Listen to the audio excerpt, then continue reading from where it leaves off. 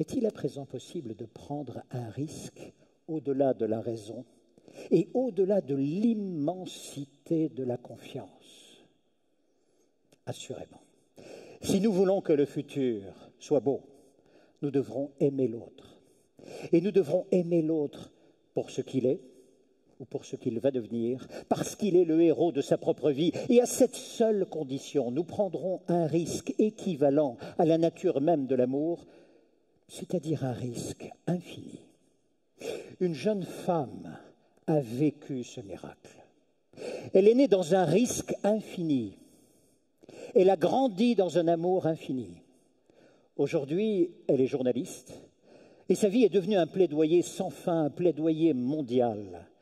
Nous n'avons d'autre choix que le risque et l'audace d'aimer. Puis-je vous demander d'accueillir avec moi Frédéric Bedos. Une ovation.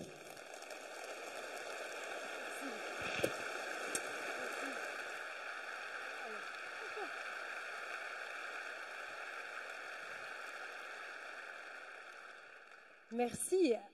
Bon, alors, je ne sais pas pour vous, mais la matinée, le level. Hein. Alors, entre le super philosophe, un des plus grands philosophes du monde, le méga mathématicien, et puis le Che Guevara du développement durable, alors vas-y Fred, tu montes sur la scène après, et en plus, je suis la seule nana, donc il faut que je sois à la hauteur de vous, mesdames. Wouhou!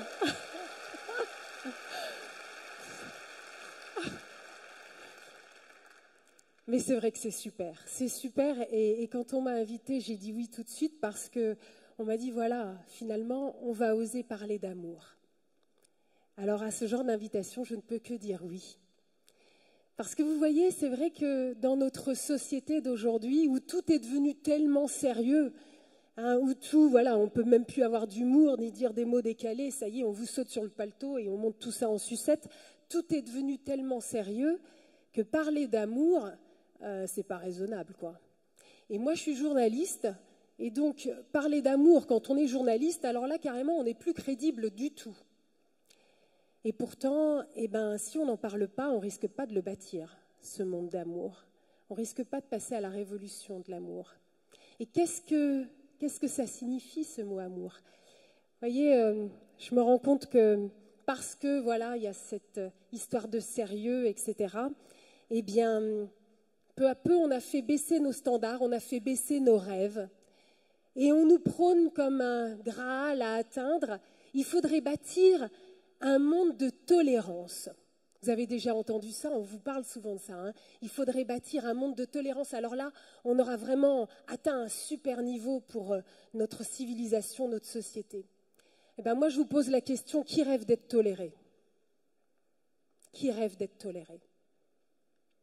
Moi, je peux vous dire que je viens d'une famille un petit peu particulière, où nous arrivions du monde entier, et nous étions tous des enfants blessés, avec vraiment, voilà, des souffrances, un passif, des traumatismes, et il fallait se relever. Et si mes parents adoptifs s'étaient contentés de nous tolérer sous leur toit, nous n'aurions pas été sauvés. Ils ont été jusqu'à nous aimer. Et c'est ça qui a fait la différence et c'est ça qui nous a relevés. Et donc, effectivement, c'est le défi pour notre société aujourd'hui. Il va falloir qu'on apprenne à s'aimer. Il va falloir vraiment qu'on apprenne à s'aimer.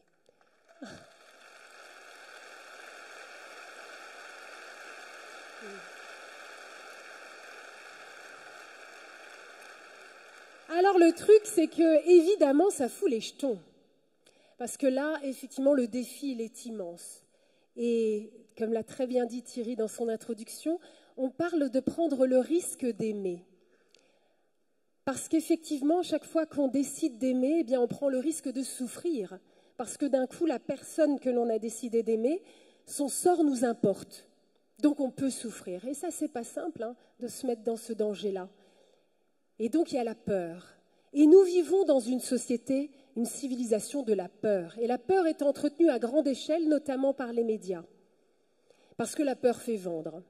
Le problème, c'est que la peur, c'est un mécanisme délétère qui a des conséquences terribles, qui fait que nous nous replions sur nous-mêmes, qui fait que nous stigmatisons l'autre Et puis, peu à peu, eh bien, nous bâtissons des murs qui nous séparent. Et tout à l'heure, Souleymane a parlé donc comme ça de l'ethno-nationalisme, de tout ça. Voilà, c'est tout ce qui va faire que nous allons bâtir des murs qui nous séparent. Alors que justement, la solution, ça va être d'aller à la rencontre de l'autre, ça va être de créer des liens. C'est ça qui va nous relever. Alors, pour mieux comprendre vraiment de quoi je parle, et puisque nous sommes en train de parler des visages du futur et donc de ce monde futur que nous avons à bâtir, sur quelle base on va bâtir ce monde, eh bien parfois pour mieux bâtir le futur, il faut un petit peu regarder dans le rétroviseur, se pencher sur son passé. Et moi, c'est véritablement ce qui m'a nourri, ce qui m'a inspiré à partir dans une nouvelle aventure de vie. Moi qui suis journaliste, donc ça fait une vingtaine d'années que je fais du journalisme à la télé essentiellement dans le monde entier. Et en 2008, j'ai eu un déclic professionnel et un déclic personnel en même temps. Et ça a fait le Big Bang dans mon cœur. Et le déclic personnel, ça a été de me laisser me souvenir à nouveau de toute l'histoire de mon enfance, cette histoire un peu particulière dans une famille extraordinaire, avec un couple d'abord, un couple extraordinaire, mes parents adoptifs, Marie-Thérèse et Michel, qui viennent du nord de la France. Il y a des gens qui sont du nord ici. Il y a des ch'tis dans la salle. Vive les ch'tis. Marie-Thérèse et Michel, des gens tout simples, donc du nord de la France, qui se sont lancés dans une aventure extraordinaire, époustouflante. Et croyez-moi, pas une aventure raisonnable et rationnelle, vraiment la folie. Et il faut savoir être fou parfois. Et il va falloir, vous, chefs d'entreprise, que vous puissiez être fou parfois. Si c'est pour la bonne cause, alors ça vaut la peine. Et mes parents, eh bien voilà, ils avaient identifié qu'il y a des enfants qui souffrent de telles blessures, de tels traumatismes, de handicaps souvent très lourds, trop lourds, que ça faisait de ces enfants des enfants considérés comme étant inadoptables. Vous imaginez le mot inadoptable sur le front d'un enfant? Voilà, la société les avait déjà condamnés, c'était déjà foutu pour eux, pour ces enfants-là. Et ça, pour mes parents, c'était inacceptable. Et donc, à chaque fois qu'ils croisaient la route d'un de ces enfants dans une situation tellement complexe qu'il était considéré comme inadoptable, ils avaient le cœur déchiré, ils se disaient, on ne peut pas le laisser de côté, on le prend. On le prend. Jusqu'à ce qu'au bout de leur aventure, eh bien, ils auront sauvé, aidé, aimé une vingtaine d'enfants venus du monde entier, tous considérés comme étant inadoptables.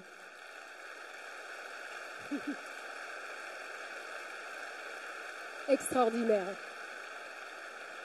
Extraordinaire. Tout est possible. Dès lors qu'au lieu de regarder l'autre avec un regard de condamnation, en gros c'est foutu pour toi, que l'on garde un regard d'espérance. Et là d'un coup, tout est à nouveau possible. Et donc c'est vrai que nous avons reçu un amour incommensurable, une tendresse, une patience de la part de nos parents. Mais pour que la sauce prenne, pour que le miracle puisse vraiment se faire, il y a fallu aussi que nous nous aimions entre nous, frères et sœurs. Nous qui arrivions de tous les continents, qui étions de toutes les couleurs, de toutes les ethnies, de toute religion et de toute forme de blessure, il a fallu que nous allions à la rencontre les uns des autres, que nous apprenions à nous connaître et que nous entrions en relation pour apprendre à nous aimer. Et ça, c'est une clé extraordinaire parce que, voyez-vous, nous vivons dans un monde blessé. Nous vivons dans un monde blessé et nous sommes tous, chacun d'entre nous, des êtres blessés. À des degrés divers et variés, mais à quoi ça sert de hiérarchiser? Nous sommes tous des êtres blessés. Et c'est bien la raison pour laquelle c'est si difficile de nous rencontrer et de dialoguer. Parce qu'un animal blessé, vous n'arrivez pas à vous approcher de lui. C'est très compliqué. Et c'est ce que nous sommes. Et c'est pour ça que nous bâtissons des murs. Et voilà que vous avez donc ces enfants qui arrivent et qui sont tellement différents les uns des autres et qui en plus souffrent d'une blessure quasi indélébile qui est celle de l'abandon. Ce sont des enfants qui ont été abandonnés. Et ça, c'est une blessure terrible qui va demander énormément d'amour, de tendresse pour qu'à nouveau, on puisse avoir confiance et qu'on ne se dise « je ne vais peut-être pas être abandonné à nouveau ». Et ce n'est pas simple. Alors, pour vous donner juste une petite clé de compréhension de ce dont je parle, qu'est-ce qui nous a permis de nous rencontrer malgré tout ce qui nous séparait? Je vais vous donner donc quelques anecdotes. Et pour ça, je vais vous montrer une photo qui m'est chère, une photo de quelques-uns de mes frères et sœurs. Voilà, vous savez, on était une vingtaine, alors là, on n'est vraiment pas nombreux. Mais déjà, ce que vous voyez dans cette photo, c'est beaucoup de joie. Vous voyez vraiment qu'il y a des beaux sourires. Ça aussi, c'est une clé importante. Il va falloir remettre la joie au cœur de nos vies. Dans ce monde devenu tellement sérieux et anxiogène, remettons la joie. Parce que la joie, c'est un sacré moteur et ça nous emmène très loin. Et dès lors que nous avons de l'espérance, alors nous avons de quoi célébrer. Alors, il va falloir faire la fiesta aussi. Organisez des celebrations dans vos entreprises, les amis. Faut faire la fête ensemble. Célébrer notre vie ensemble. Alors, sur cette photo, vous avez une jolie blonde. Une jolie blonde, c'est ma petite sœur Cathy. Et Cathy, quand elle est arrivée à la maison, elle avait 4 ans et demi, 5 ans. Et elle était toute violence. Quand vous vous approchiez de Cathy, elle vous tapait, elle vous griffait les cheveux, elle vous tirait les cheveux. Enfin, c'était vraiment que de la violence. Alors pendant des mois et des mois, à chaque acte de violence, ma mère répondait par une caresse. Ça vous donne déjà une idée de la tendresse, de la patience de notre maman, sachant qu'elle n'avait pas que Cathy à s'occuper. Pourquoi Cathy était-elle si violente? Eh bien, quand elle est arrivée, elle avait vécu toute sa petite enfance, donc jusqu'à ses 4 ans et demi, 5 ans, dans sa famille biologique. Et en fait, les services sociaux se sont aperçus que durant toute cette petite enfance, elle avait été terriblement, violemment battue par ses parents. Était vraiment martyrisée très violemment. Donc, les services sociaux ont demandé aux parents, mais pourquoi est-ce que vous avez été si violent avec cet enfant? Et ils ont répondu un truc incroyable du genre, oui, mais quand on l'appelle, elle ne répond pas, c'est pénible. Pas étonnant parce que Cathy était née sourde profonde. Et donc Cathy souffrait de cet isolement de la surdité et en plus, le seul dialogue qu'elle avait avec l'extérieur, c'était les coups qui pleuvaient sur elle. Donc vous imaginez, évidemment, le seul langage que connaissait Cathy, c'était celui de la violence. Et puis voilà que quelques mois après l'arrivée de Cathy, est arrivé mon petit frère Gaston. On va revoir la photo, juste 2 secondes, et vous allez voir, donc Gaston, c'est l'Africain de la photo, et Gaston, il est arrivé tout droit du Cameroun, et au Cameroun, il était tombé dans un feu, alors qu'il était donc tout jeune enfant, et donc il avait perdu quasiment totalement son visage. Sur cette photo, il a déjà subi quelques dizaines d'opérations chirurgicales, mais à l'époque, quand il arrive à la maison, son visage, c'est complètement à vif, quoi. C'est comme du steak haché. Ce qui fait qu'il avait un aspect très effrayant, et donc dans la rue, les gens hurlaient, changeaient de trottoir, l'insultaient en lui disant « enlève ton masque », des choses comme ça. Il avait 6-7 ans, ça restait un petit garçon qui faisait face avec un courage incroyable au monde extérieur. Et donc, quand il est arrivé à la maison et que Cathy l'a vu de loin, tout de suite, avec des gestes, elle a montré qu'elle ne voulait pas s'approcher de lui, qu'elle le trouvait effrayant. Évidemment, personne ne l'a forcé. Et puis, pendant plusieurs jours d'affilée, eh bien, Cathy va observer, à la dérobée, elle va observer Gaston. Et petit à petit, de quoi elle va s'apercevoir? Eh bien, elle qui est sourde, elle va comprendre que Gaston est quasiment aveugle, parce que dans le feu, il a perdu un œil et l'autre ne voit plus que quelques dixièmes. Alors, eh bien, elle va dépasser sa peur. Elle va vraiment aller au-delà des apparences et elle va s'approcher de Gaston. Et puis, elle va lui prendre la main et elle va lui faire visiter toute la maison. Et un amour immense de frères et sœurs va commencer à naître entre Cathy et Gaston.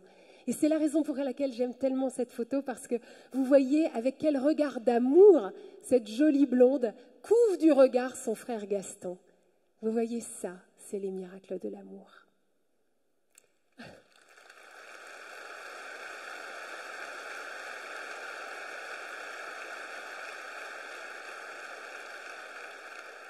Et vous savez, dans le feu, Gaston avait perdu une partie de ses cheveux, donc derrière, ça faisait un peu comme une tonsure, comme les moines, vous savez, donc une tonsure comme ça, et c'était devenu l'endroit préféré pour Cathy pour l'embrasser. Vous voyez, vous aviez là 2 histoires tellement blessées. vraiment un passé, des traumatismes, des blessures incroyables. Et qu'est-ce qui les a relevés? C'est cette rencontre, c'est cette relation, ce lien. Il a fallu dépasser la peur pour aller à la rencontre de l'autre. Vous savez, il y a une très belle phrase, c'est un prêtre de Jérusalem qui avait dit ça un jour et ça m'avait marqué. Il avait dit, vous savez, la vie, c'est un exode. Sortir de soi pour aller à la rencontre de l'autre. C'est notre histoire à tous. C'est ça notre défi et c'est à cela que notre humanité est appelée. Aujourd'hui, de quoi on parle? On est sans arrêt en train de parler de la transition écologique, de la transition énergétique, de la transition économique. Qui parle de la transition des consciences? Parce que tout ce déferlement de moyens, cette technologie, tout ce dont nous sommes capables, car le génie humain est bel et bien présent en nous, nous sommes capables de faire des choses extraordinaires. Mais au service de quoi? Et aujourd'hui, c'est ça la question que nous devons nous poser. Et je pense véritablement que nous sommes dans une société qui vit véritablement une crise de sens. Nous vivons dans un désert de sens. Et nous cherchons désespérément un cap, une direction. Pourquoi je me lève tous les matins? Est-ce que ma vie a un sens? Est-ce que mon métier a un sens? Et c'est véritablement à cette question-là que nous allons devoir répondre pour que toute cette technologie, tous ces moyens incommensurables que nous avons entre les mains puissent servir véritablement notre humanité et non pas à la détruire. Science sans conscience, hein, vous vous souvenez. Donc c'est ça l'enjeu aujourd'hui. Et l'enjeu, eh bien, cette conscience, ça va être effectivement de se remettre à l'écoute de cette petite voix intérieure qui nous habite chacun, qui est notre boussole et qui sait très bien ce pourquoi nous sommes nés, ce à quoi nous sommes appelés et ce qui va nous rendre heureux. Mais nous vivons dans un monde de médias où le brouhaha devient véritablement du chaos, où nous sommes donc complètement dans un monde de diversion qui nous empêche d'écouter cette petite voix intérieure. Et donc, qui monte tout ça en sauce et ravive les peurs. Donc il va falloir effectivement que l'on puisse retrouver cette vie intérieure pour ensuite pouvoir véritablement se rencontrer. Quand je pense à ma famille, je me dis finalement, il y a eu sous un même toit, eh bien, un condensé du monde. Encore une fois, nous étions de tous les continents, de toutes les couleurs, de toutes les religions, et aussi de toute culture, et aussi de toute forme de blessure. Et donc aujourd'hui, le défi, ça va être de bâtir la grande famille humaine. Parce que c'est ce que nous avons vécu dans ma famille, et je sais donc que c'est possible. Nous pouvons véritablement bâtir la grande famille humaine, et c'est à cela que nous sommes appelés. Nous pouvons vivre en grande famille humaine, l'humanité première, ce que disait Suleiman tout à l'heure. Et pour cela, effectivement, il va falloir apprendre à nous aimer. Alors soyons fous, les amis, et aimons-nous.